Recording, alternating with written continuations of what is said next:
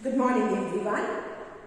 In the previous video on periodic classification of elements, we discussed about the history of the periodic table, and I was telling you about Mendeleev's periodic table, and I missed one point in that. That was, I told you that Mendeleev, he left certain gaps in his periodic table so that when more discoveries are made, some more elements are found, those elements could be placed in those gaps. So he predicted that these will have the same properties as the element placed above them. Like he gave a Sanskrit numeral also to these elements, like eka aluminium, eka boron, eka silicon, right? So, like it is when three elements which were discovered later, these were scandium, gallium and germanium. This is a one-mark question also which is asked in the exams, that which three elements were discovered later on, which were placed in Mendeleev's periodic table. So he gave the name eka aluminium, eka boron, eka silicon. If you talk about eka aluminium, that means the one which is placed just below aluminium. So eka aluminium, like he gave this when this gallium was discovered. If we see, he gave the name eka aluminium to it. Already before before this element was discovered, he gave it the name eka aluminium. If we see the properties like atomic mass or the formula of oxides or the formula of chloride, that are the properties of gallium will just be similar to the properties of aluminium. Like for example, if you see here, eka aluminium, here atomic mass is 68, right, for aluminium. For gallium it is 69.7, right? Of this gallium. Then formula of oxide, eka aluminium is E2O3. If we see for aluminium also, it is Al2O3. Then for gallium also, it is Ga2O3. For chloride, if we see like aluminium, with chloride it forms AlCl3. Same way here, gallium also forms GaCl3. So this way he already predicted that if any other elements are found, they could be placed. Right? So he just added a numeral eka to these elements, that they will have the same properties with the elements which are placed just above them. So just now, as I gave you the example, see, aluminium is here, gallium is here. So it has the same properties. Then after that, Henry Moseley, another scientist, Henry Moseley, he said, because of the anomalies which were found in Mendeleev's periodic table, so he started working on this.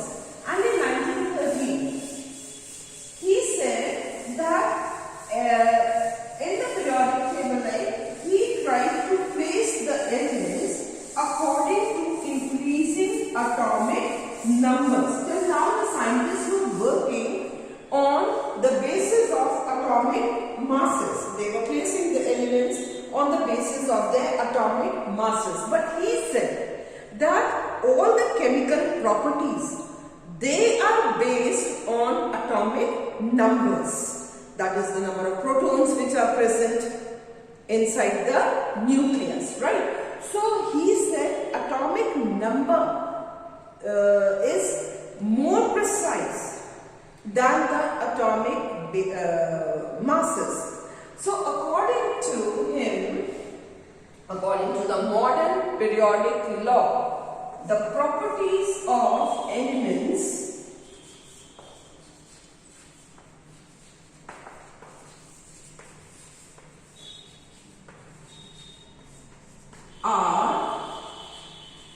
the periodic function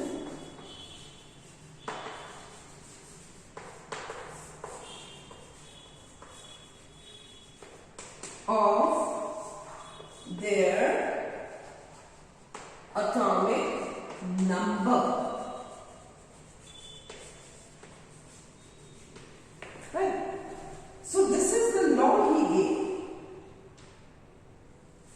He said properties like in Mendelic's periodic law we read the properties of elements are the periodic function of their atomic masses. But according to Henry Moseley, the properties of elements are the periodic function of their atomic number. So what is the main significance of this modern periodic law? The main significance is that the prediction of the properties of elements that could be made with more precision when the elements are placed according to their increasing atomic number. And so many anomalies were also solved. Although the position of hydrogen, that is still not clearly explained. But the other anomalies, like we read that cobalt and nickel, they were not placed according to increasing atomic masses, or there were certain other groups of elements also. They could be placed with in their correct position according to their increasing atomic numbers, right? Then the position of isotopes, that could also be explained. You know, isotopes, they have the same atomic number but different atomic mass. So the isotopes, there was no problem in that, because these are now the elements were placed according to increasing atomic number, not atomic masses.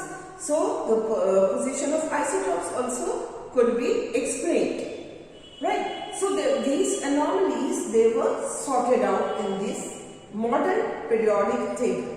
And because this is according to the atomic number, increasing atomic number, so sometimes it is also known as Bohr's periodic table, because Bohr, he said that according to the increasing number of shells, the electrons are placed. So that is why it is also known as Bohr's periodic table. Now let us study how the elements are placed in the modern periodic table. According to modern periodic table, there are 18 groups, right? There are 18 groups. These are 18 vertical groups. 1, 2. Here, if we see 3 to 12, also there are certain groups. I have not written that. Then you can see 13, 14, 15, 16, 17, 18. So there are 18 vertical groups and 7 horizontal rows, which are known as periods. These are known as like 1, 2, 3, 4, 5, 6, 7 periods. Right? So there are 18 groups and 7 periods. Now, let's see how the elements are being placed in this and why they are placed one below the other. How they have the same properties. Now, if you see the first group, right? If you see the first group, why these elements are placed one below the other? Why not somewhere else? If you see here, if you see lithium, sodium, potassium, let's take these 3 examples: lithium, sodium and potassium. The atomic number of lithium is 3, of sodium is 11 and of potassium is 19. So if we see the electronic configuration, this will be 2, 1, this will be 2, 8, 1 and this will be 2, 8, 8, 1, right? And what is common in all these? They have one valence electron in their outermost shell. even if we go below this, they all have one electron in their valence shell. That is why they have been placed in the first group, because they have one as their valence electron. And another thing what we notice, that as we are moving from one element to the other, the number of shells are increasing. Like here it has only K and L shell. Here it has K, L and M shell. Here it has K, L, M and N shell. So number of shells are increasing, but the valence electron is same. Same way if we take the example of group 2 elements like beryllium, magnesium and calcium. Right? Beryllium, magnesium and calcium. Now beryllium is having atomic number 4, magnesium 12, calcium 20. So if you see this, the electronic configuration will be 2, 2. Here it will be 2, 8, 2 and this will be 2, 8, 8, 2. All of these have 2 as their valence electron. So that is how they are put in group 2. And here also if we see, as we move down, we always move down the group. So you see the number of shells are increasing. 2 shells, 3 shells, 4 shells and so on. So as we move down the group, the number of shells go on increasing, but the number of valence electrons remain the same. So that is why we can place them in this. And suppose in exam it is asked to you the electronic configuration. Suppose electronic configuration of an element is 282. To which group does it belong? You can very easily find out that it belongs to group 2 because it has 2 electrons in the outermost shell. Same way, now this one if we see. Now here one thing more I want to tell you. All the metals, they are placed on this side and all the non-metals from here if we see. These are from here onwards, the non-metals are placed on this side of the group. Then these elements which I have marked like this, I have shaded them. These are all the semi-metals or metalloids. They form a zigzag path like this. Right? They form a zigzag path. These are they divide the metals from the non-metals. Right? They are at the borderline. So that is why they are the metalloids. This way if we go. Right? This. So boron, silicon, germanium, arsenic, tellurium, polonium, all these are the metalloids. This side are the metals, this side are the non-metals. Let us take the example of non-metals also, like if we take chlorine. Now chlorine, we take fluorine, chlorine and bromine. Right? We can take this or we can take fluorine, chlorine only because you have the first 20 elements in your course. So fluorine, as you see the atomic number is 9, chlorine is 17. So what will be the electronic configuration? 2, 7 and this will be 2, 8, 7. Right? So here also there are 7 valence electrons. For 7 valence electrons, what will be the valency? -1 because it takes 1 electron. So all have 7 electrons, even this bromine, iodine, all these will have 7 electrons in their outermost shell. So they are all placed in one group. That is, they are in the 17 group. Right? After this, because here 3 to 12.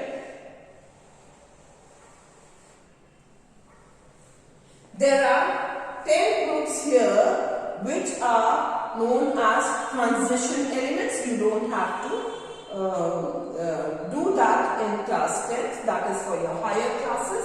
So here what happens is, when we talk about the groups, as I told you, if there are 2 electrons in the outermost shell or 1 electron in the outermost shell, we say they belong to group 1 or group 2. But here, like in case of aluminium, that is atomic number 13, 2, 8, 3, we will not say it belongs to group 3 because it is placed here, right?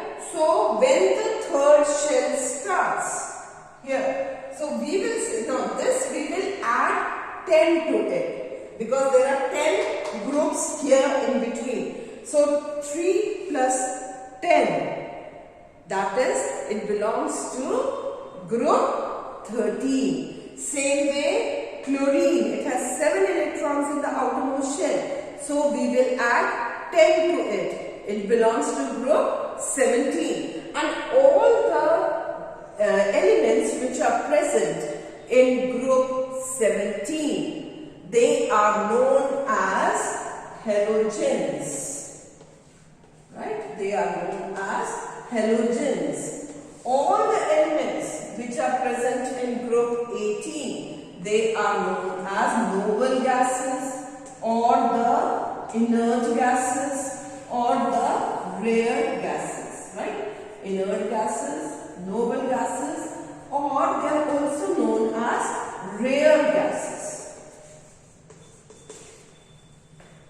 Right? These are known as the alkali metals. These are known as alkaline earth metals. These are alkali earth metals. These are alkaline earth metals. Now, let's see about the periods. How they are placed in periods.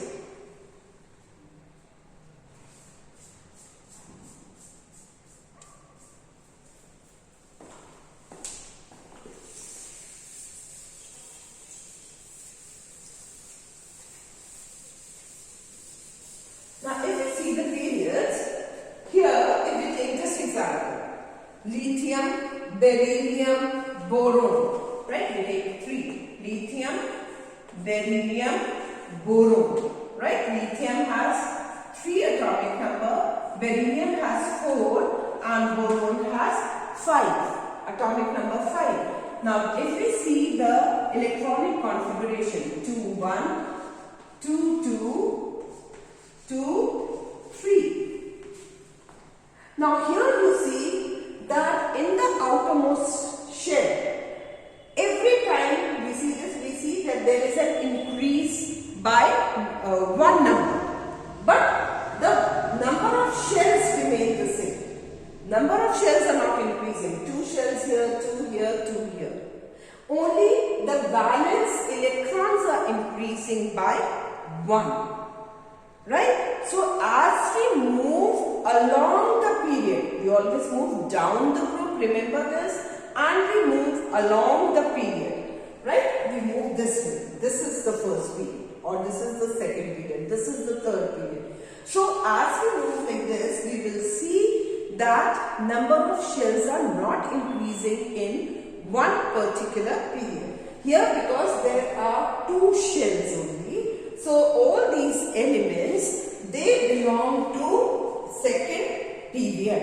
In the first period, only hydrogen and helium are present. In the second, then we have lithium, beryllium, boron, carbon, nitrogen, oxygen, fluorine and neon. You know if how these elements are placed. Sometimes the number of elements are asked in any period. In the first one, if they are placed, you already have learned this formula, 2n square, right? In the first one, it will be like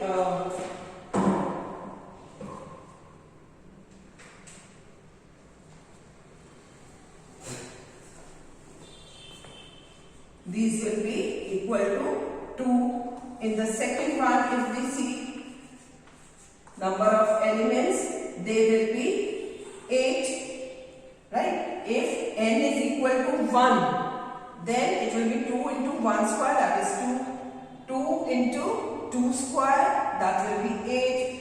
And here 3 into this will be 18, right? But if we go on seeing like this in the shells, what will happen? We can come to know about the different number of position of the maximum number of electrons which can be accommodated. You know that these are 2. So there are, in the first period there are 2 elements, right?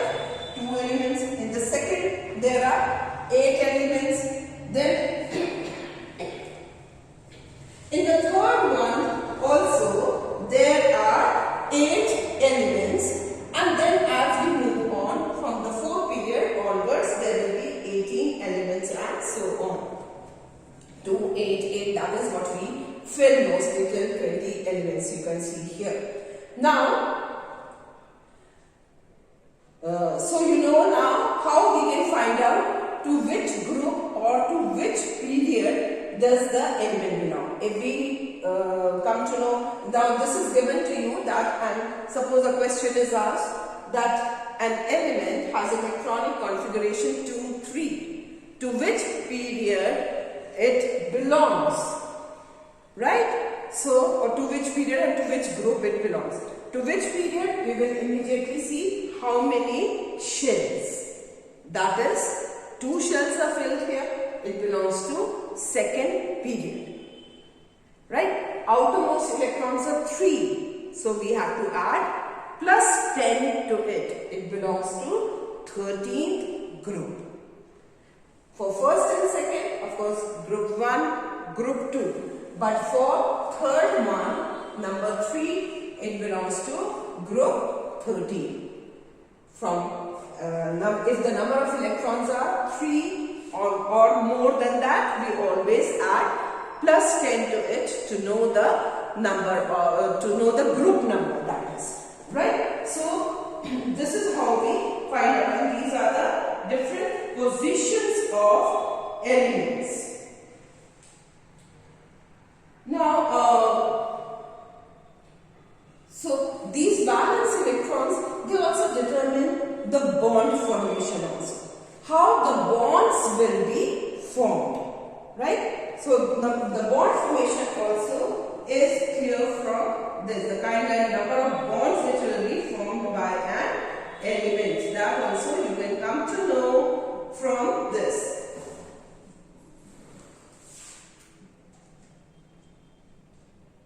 So that is all we have to study in this, and then after this we will study about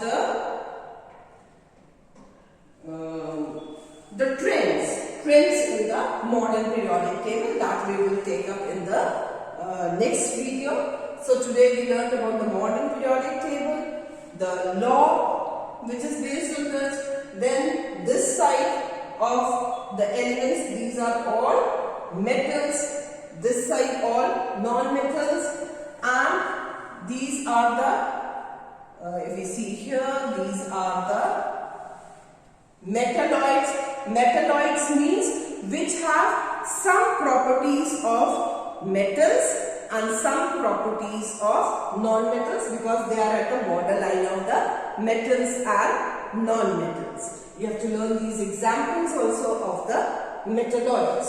Then we come to know that from the group, if we see that the number of valence electrons remain the same in any group.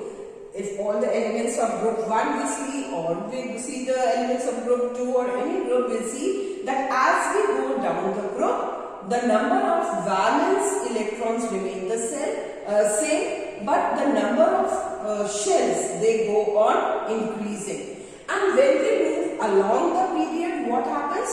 The number of shells remain the same, but the valence electrons, they go on increasing by 1, right, as we move along the period.